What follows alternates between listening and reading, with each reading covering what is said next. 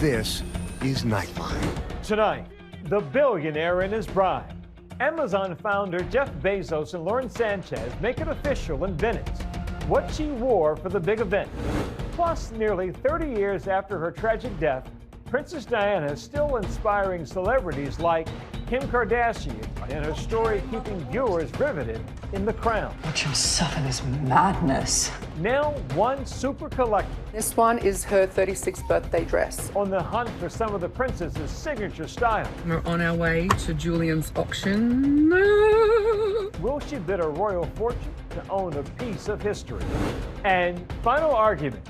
The last day of the Sean Diddy Combs trial, the defense aggressively making its closing salvo. Mark Anipolo really swung for the fences when it came to his closing arguments. Clapping back at the extensive testimony of abuse by Combs' ex-girlfriend, Cassie Ventura, instead calling theirs a great modern love story. The defense said prosecutors were effectively criminalizing someone's private sex life. Now, what will the jury decide? Plus, fresh out of federal prison, our first look as Todd and Julie Chrisley tell all about their time behind bars. From ABC News headquarters in New York, this is Nightline. Good evening. Thank you for joining us. Tonight, after months of rumors, reports, and reverberations, Amazon founder Jeff Bezos and journalist Lauren Sanchez are married. The event in front of some of the world's most rich and famous against the breathtaking backdrop of Venice. ABC's Maggie Rulli is there. Hey, Byron. Yeah, after all of the secrecy and excitement here in Venice, we finally had the big black tie event Friday night, and it all went down on San Giorgio Island, a beautiful island here in Venice that security was able to completely block off. But the bride, Lauren Sanchez, took to Instagram to give us a behind-the-scenes look, posting this photo of the moment she's standing beside her now husband, Jeff Bezos. She's showing off her wedding dress, a beautiful long-sleeve, lacy, high-neck number that she told Vogue was Dolce & Gabbana. Now, we know the bride always steals the show at a wedding, Byron, but this star-studded guest list did not disappoint and included the likes of Oprah Winfrey, the Kardashians, Tom Brady, Leonardo DiCaprio. You could go on and on. You know, we asked the deputy mayor of Venice here, did he have to compete to get the wedding to be here in his city? He told us there's no competition. Venice is in a league all of its own. Byron. Our thanks to Maggie. We turn now to the enduring adoration for one of the world's most glamorous women, Princess Diana. Even though her tragic death shocked the world nearly 3 decades ago, many still can't get enough of her legacy, and for some collectors, those famous outfits. Here's ABC's Melissa Adon. She was beloved around the world, Princess Diana, from her wedding watched by 750 million people worldwide, to her bold humanitarian work, determined to change hearts and minds. The mine is a stealthy killer. Long after conflict is ended, its innocent victims die or are maimed. An international style icon whose every move was photographed. Nearly 28 years after her tragic death that stunned the world, the intrigue around Diana intense as ever. There is not a year that goes by where there isn't another documentary, where there isn't The Crown, where there isn't another film going on. Watch him suffer this madness. The Crown vividly portraying the royal drama of Charles and Diana. Why on earth did you marry into this family if that's the way you felt? I didn't marry a family, I married a man. I married you because I loved you.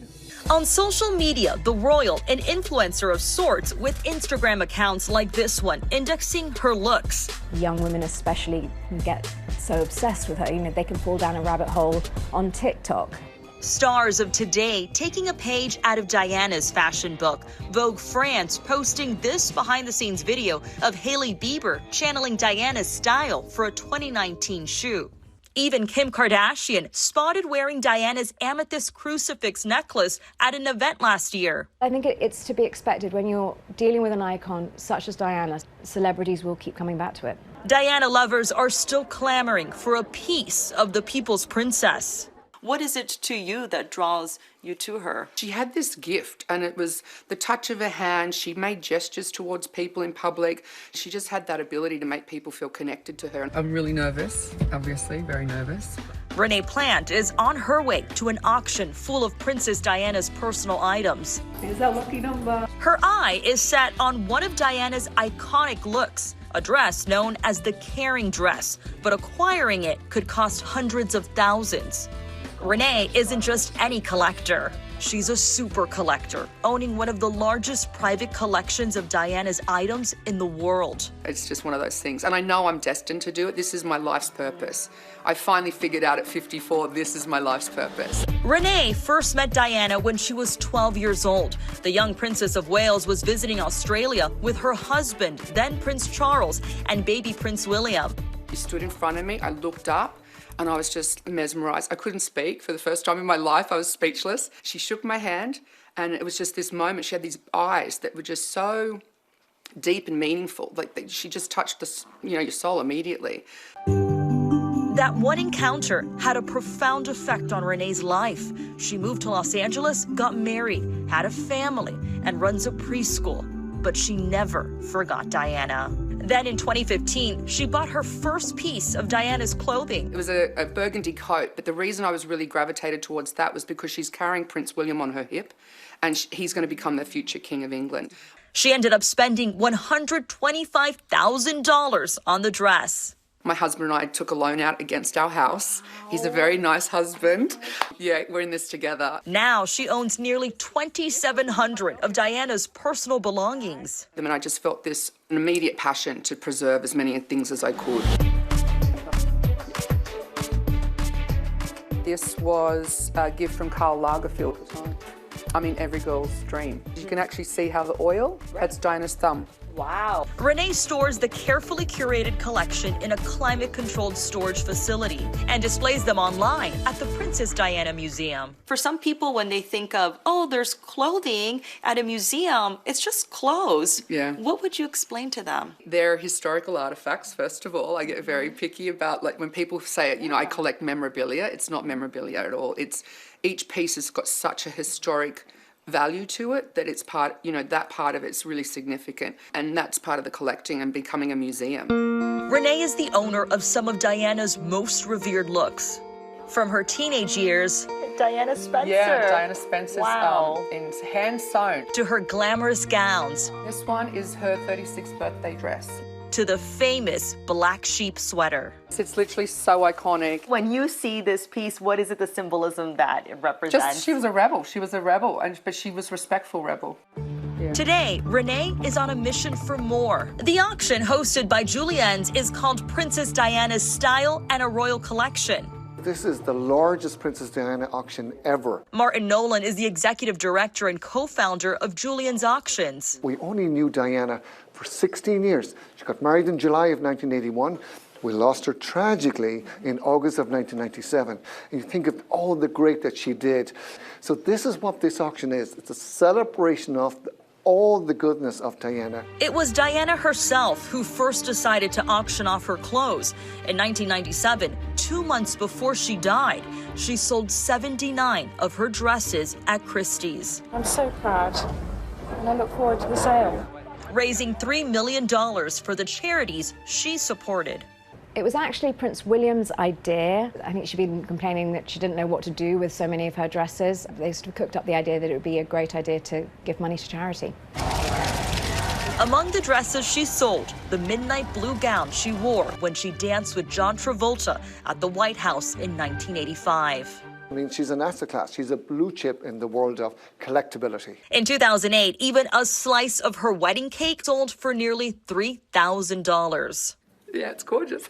While previewing the auction, Renae becoming emotional when she sees the caring dress in person. It brings tears to my eyes. I'm going to cry, to be honest. What I thought. It's just such a special piece, and it just represents exactly who Diana was. It's like a caring, giving, loving kind of humanitarian person that she was. It just represents everything that she is. The floral dress, designed by Belleville Sassoon, was one that Diana wore on many occasions, including this visit in 1991 to a home for abandoned children, many of whom were HIV positive in Sao Paulo, Brazil. That dress is so symbolic to who she was as a person. She would wear that around children, because it was bright and colourful. On display before the sale, this ski suit, instantly recognizable. The ski suit is incredibly important.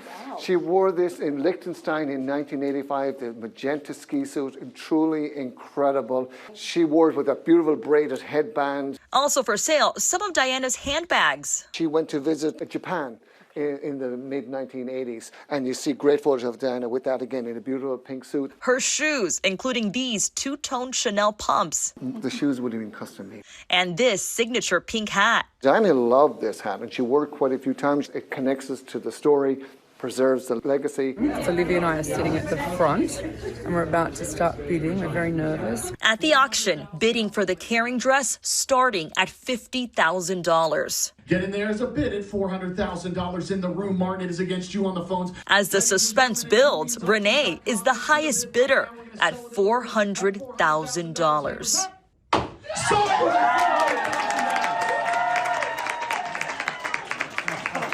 The collector dropping to the floor in excitement. One more piece of Princess Diana's history for Renae to preserve and share. Our thanks to Melissa. Up next, the explosive closing arguments in the Sean Diddy Combs trial. Why the defense called his relationship with ex-girlfriend Cassie Ventura, quote, a great modern love story.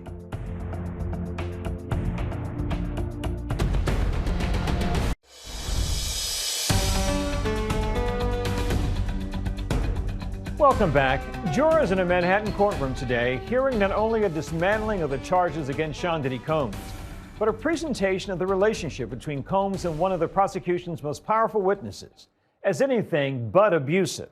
And just a warning, this story contains accounts, descriptions, and visual content of actual or alleged events that some may find disturbing. Tonight, all roads lead to this. Mark, how do you feel? Let's go.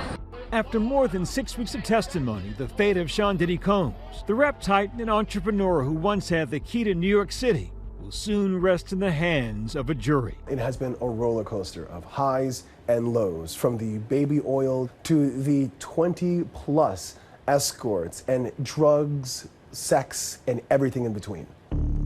His mother and 6 adult children supporting him in court today, watching for the last time his team argue Combs is innocent. The disgraced mogul stands accused of sex trafficking, racketeering, and prostitution, facing life in prison if convicted. All charges he denies. Mark Agnifilo, one of his defense attorneys, delivering a theatrical closing argument. He would gesture with his hands in mock outrage at some of the government's case, and his voice would rise to a staccato. Are you kidding me? Are you kidding me? The defense countering the government's charges, saying Combs is not a racketeer. He is not a conspirator to commit racketeering. Instead, digging into testimony by Combs' ex-girlfriend, Cassie Ventura, painting a portrait of a, quote, great modern love story, of an intense, loving relationship that had its ups and downs. Cassie wanted to do this, he argued. This is how they're close. Later saying she's a woman who actually likes sex. Good for her. She's beautiful. She should. The defense said that Cassie Ventura, the ex-girlfriend known as Jane, the pseudonym, wanted it. They wanted to participate in freak-offs. He kept making all these inferences that Cassie was just this wild woman and freak-offs was part of what she wanted, a game, as if we hadn't sat there seeing Cassie react to what she looked at as horrible abuse. The jury once again seeing that infamous hotel video of Combs assaulting Cassie during what the prosecution argued was a freak-off, which showed Combs dragging Ventura back to the room. The defense saying that it instead showed Ventura encouraging Combs to return to the room, saying the room is not a scary place for her. The defense accused prosecutors of exaggerating in order to meet the legal definitions of the crimes charged. And punching back on the charges involving Combs' former girlfriend, going by the pseudonym Jane. The man takes care of people, Combs' attorney said while pointing to Jane, who was in the courtroom today. I hope she's having a nice day. But you know where she's doing it? In a house he's paying for. Mark Anipolo really swung for the fences when it came to his closing arguments. There was this kind of approach of this barroom talk, speaking plain English, and as he put it, this was a tale of two stories, the evidence and what the government was trying to argue. After 4 hours, the defense finishing their closing argument, working tirelessly to sow doubt. At one point, the judge admonishing Agnifilo for suggesting to the jury, why charge him? You're allowed to ask that question. The judge telling them not to consider the statement and saying it was a bridge too far. In criminal court, a jury is only supposed to consider the evidence, the elements, and the crimes, not the motivations for why the prosecutor or the government would prosecute. Prosecutor Maureen Comey getting the last word, saying the money, the career, the house were all tools that the defendant used to control Cassie and Jane. It trapped them, going on to say, for 20 years the defendant got away with his crimes. That ends in this courtroom. Mark Agnifilo did an amazing job of what he had. It wasn't the case of him making lemonade out of lemons. Diddy's case is like rotten zucchini, and Mark did the best he could. Even when you looked at the jury, once Maureen Comey took the ones and twos, it looked like they were sold. On Monday morning, the jury will get instructions about the charges and begin deliberating.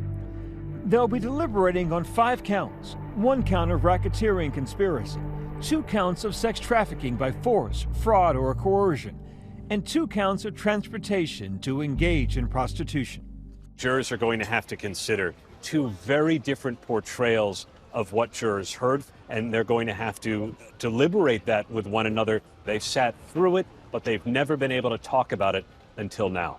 On that jury, 8 men and 4 women, ranging in ages from 30 to 74, with a variety of careers represented, from deli clerk to investment analyst to retiree. The story of Sean Combs has yet to see its final act. What chapter comes next will be written in the coming days. Whether Sean Combs walks free or is in jail for the rest of his life, he still faces about 60 different civil lawsuits that have been on pause because of this federal case. When we return, the Chrisley family stars of Chrisley Knows Best, fresh out of federal lockup, what they say about their time behind bars, and whether they might owe anyone an apology.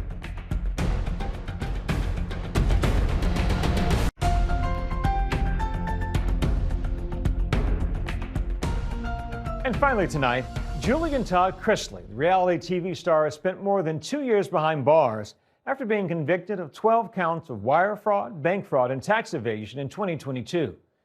Here's a first look at their tell-all conversation with my Nightline co-anchor, Juju Chang. So I just started crying and I said, yes, I'm getting out of here. Now, the interview. Did prison change you? It has to change you. If it didn't change you, then you're not human. The Chrisleys say they are forever changed, but are they ready to face those who think they should still be in prison? I'm not oblivious to the fact that some people don't agree with it. What, if anything, do you think you did wrong? And we'll have much more of Juju's interview with the reality TV stars right here on Nightline on Monday. And the Chrisleys' Life After Lockup streams this Sunday on Hulu and Hulu on Disney+. And that's Nightline for this evening. We'll see you right back here same time Monday. Thanks for the company, America. Have a good and safe weekend.